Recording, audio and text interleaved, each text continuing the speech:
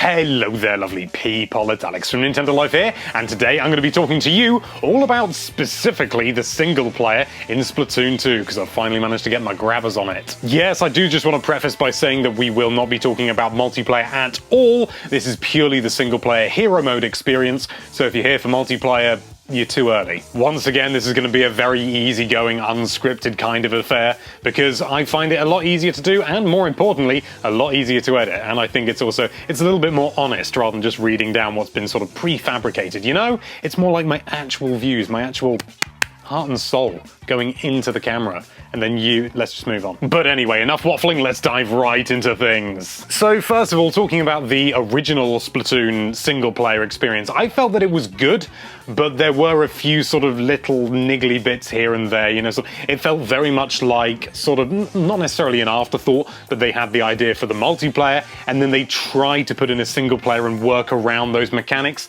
and it worked well. They did very well in that regard, but there were a few sort of little shortcomings here and there, which was a real shame.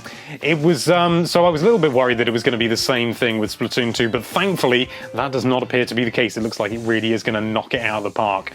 And I have actually played a lot of it, but I can't talk about all of it. When I first started playing, though, I did not get that impression at all. I was really worried because the very first levels that you play in the first sector are really simplistic and straightforward, and it's, you know, so there's very little that's actually challenging. The pacing seems to be really slow because the hero shot that you start with has a very slow rate of fire for any kind of sort of splatter shot weapon, if you like.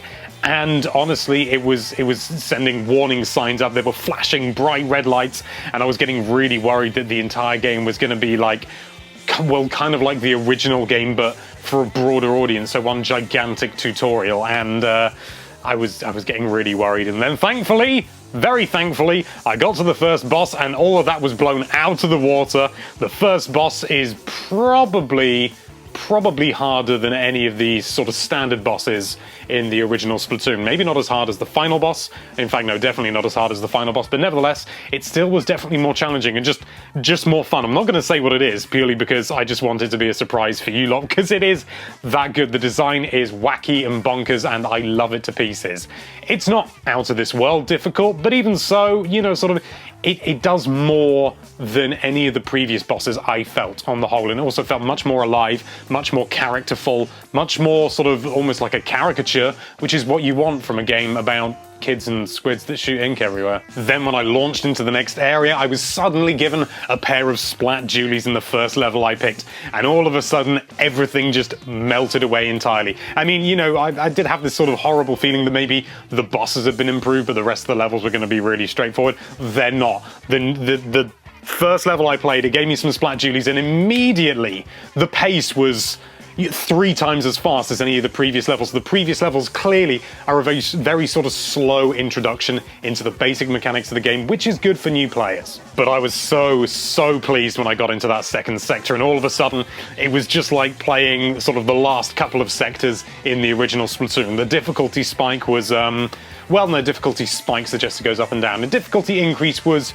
sharp and abrupt, but even then I don't think it's inaccessible. I still think that it's very accessible for new players as well. But at the same time, as a, you know, sort of a hardcore Splatoon player, though I say so myself, I really enjoyed jumping right in and running around with the Splat Julies, and it was on all these grinding rails, and the grinding rails more than anything remind me of Sonic Adventure 2 Battle. I know I probably shouldn't be talking about that franchise at the moment given recent circumstances, but nevertheless that's the closest thing I can think to relate it to, so that's what I'm going to say. I could have said Jet Set Radio, but I've not actually played that, so I can't say for sure. But you're grinding around, and they're basically the same as the ink rails from the first game, where you would go into squid form and you'd squish along and you could go back and forth. Only this time they're only really one direction, but you can get out and you can grind on the side and you can go brrrr, and you can look like an absolute badass, and it's so much fun.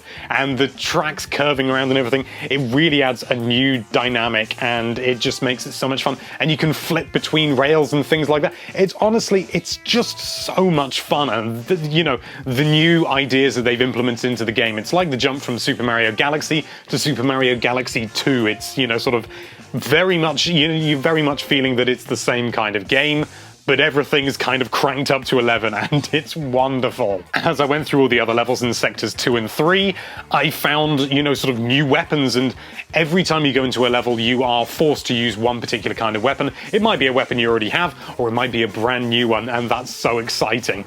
And, sort of, you just start off and you go, okay, let's go, and then there's a sort of a slow pause, and this thing comes flying in, and it's Sheldon sending you a new weapon, and you don't know what it's going to be, and then you get it, and it's just, it is genuinely really exciting. And one of the biggest problems, I think, with the original game was the fact that you did only have the one weapon, the hero shot, and it was fine, but it didn't really highlight what Splatoon is all about, and that's having all these crazy weapons, doing loads of different things, having totally different dynamics, and thankfully Splatoon 2 does that fantastically. And once you've played through that level, any level, for the first time, and you've been forced to use one particular weapon, you can just jump straight back in and use any other weapon that you currently have, and it adds a huge amount of replayability. I know it sounds like a sort of a cheap tactic, and I suppose in a way it kind of is, but at the same time, all of the levels have been designed so that all of the weapons can be used in them, which wasn't the case in Splatoon 1.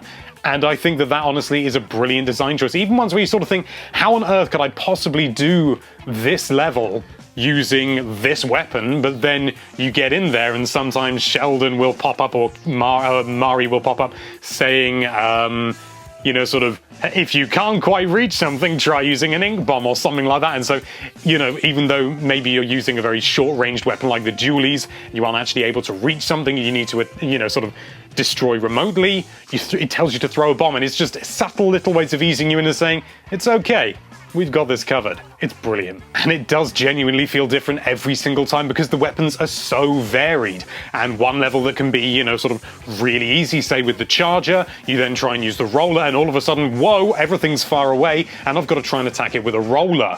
And it can be done. It can be done, but at the same time, it throws you for a loop. I think that's the expression. Every technique and every strategy that you used the first time you went around it pretty much won't work if you use a weapon that's different enough. I mean, obviously things like the dualies are very similar to the hero shot and stuff like that. So, if you go from one to the other, there's not going to be a huge change in dynamic. But even so, the ones that are very different, superb. Also, none of it's locked behind an amiibo. Now, I love amiibo, but I do think that, sort of locking the challenges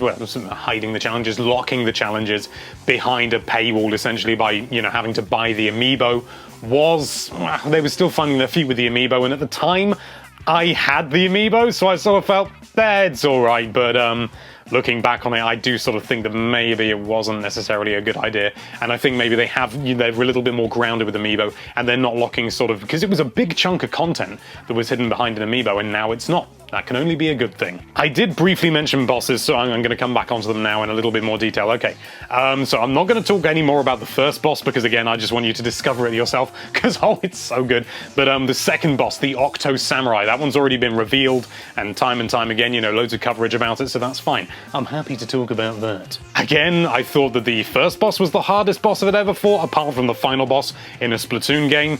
The Octo Samurai blew that completely out of the water, and more importantly, whilst the typical sort of thing, the typical technique is sort of dodge, then they're exposed and then you attack kind of thing, that is not the case at all with the Octo Samurai. It chases you around and you have to actually ink the hell out of it using a roller, and it's really difficult because he's got a roller 10 times the size of yours, and he's flinging, and every single time you get, you knock him down, the tentacle appears, and you knock, you get those hits in, all of a sudden then he comes back.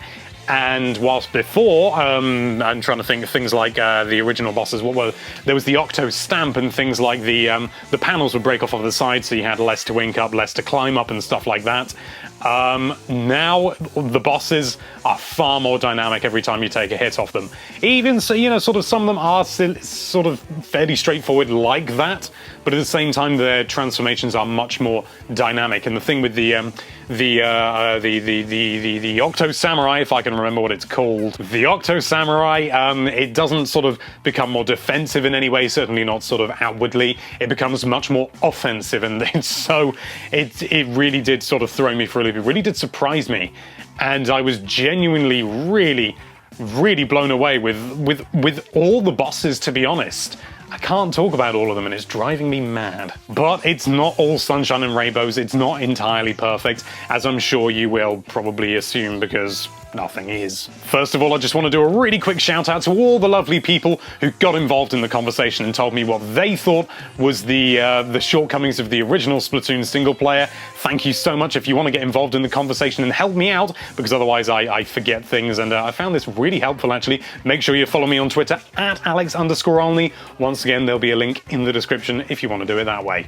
Cheers. But yeah, I think the biggest annoyance for me, at least the biggest annoyance that I can talk about, is the fact that when you go into the different sectors, you once again have to hunt down the different levels, which I can see the logic behind it. It adds a new, sort of level, a different dimension to it. It adds more gameplay, but when you've just got one Zapfish remaining before you get onto the boss and you can't progress without it, you want to just, you want to find the next level, and if you can look all over and not find it. It could just be one little blind spot, but because you've missed it, it's absolutely infuriating. It really is. And honestly, I just like, even if it was just like a hint thing, just sort of like, if you can't find it, maybe you talk to Callie and she says, why don't you try looking over here, or something like that. So, because, I get, sort of some people really like the exploration, and the exploration, I think, is a good idea, but sometimes it can be a right pig to get to these places, and you go up there only to find that there's nothing there, and you've got to start all over again, and you've no idea where to go. It's just infuriating, and it's disappointing. But thankfully, once you've found it, you never have to find it again. You can just immediately super jump to it, so that's not so bad. You only have to do it once. But even so, it does kind of annoy me, and I got a little bit frustrated a number of times, which is not good. Also, the level design. I mean, the level design itself, the actual physical design, is really good, but aesthetically, we're once again in these big sort of open sort of skybox, sort of floating platform type places, which I don't mind, but a lot of you said that you didn't care for on Twitter, and thankfully, there is improvements over the original. It's less sort of linear, less straightforward in its design. There's more going on and stuff like that, but it's still in the skyboxes and stuff like that. And I do agree that maybe if it was more grounded and in more like a sort of a city environment, it would feel a little bit better and a little bit less dated. But even then, it's only a small thing, and to me, it doesn't matter tremendously. But you all said that, so I felt it was important to mention that. You're welcome. But in short, the whole experience to Octo Canyon, it's very much like the original Splatoon, but it has just improved almost everything, and nearly everything that was wrong has been fixed. Certainly the substantial sort of mechanical side of things, and overall it's just a much more rewarding experience. And it's just every single level left me with a smile on my face. Every single level felt totally different, totally unique, and honestly, far more challenging than the original as well. Not out of this world. It's not a really hard game. It's not, as many people would call, a Dark Souls of Nintendo Switch, but it is tricky. It's much trickier than the original, which is good. It's probably not worth the full retail price in and of itself if you never plan to go online or you don't have an internet connection for whatever reason. If so, how are you watching this? So don't think that it's going to be a good standalone experience if you just want to do that. It really is about the multiplayer as well, or at least I assume so. Haven't played it yet. It's not online, but nevertheless, sort of it is not substantial enough to make its own thing. However, when coupled with the multiplayer, it is, sort of as a side serving, absolutely superb. It really is. Thank you so much for watching. If you like this video, then why don't you splatter that subscribe button in all the shades of the rainbow, and be sure to check out NintendoLife.com for all sorts of lovely Nintendo related content. Thank you again for watching. Bye bye.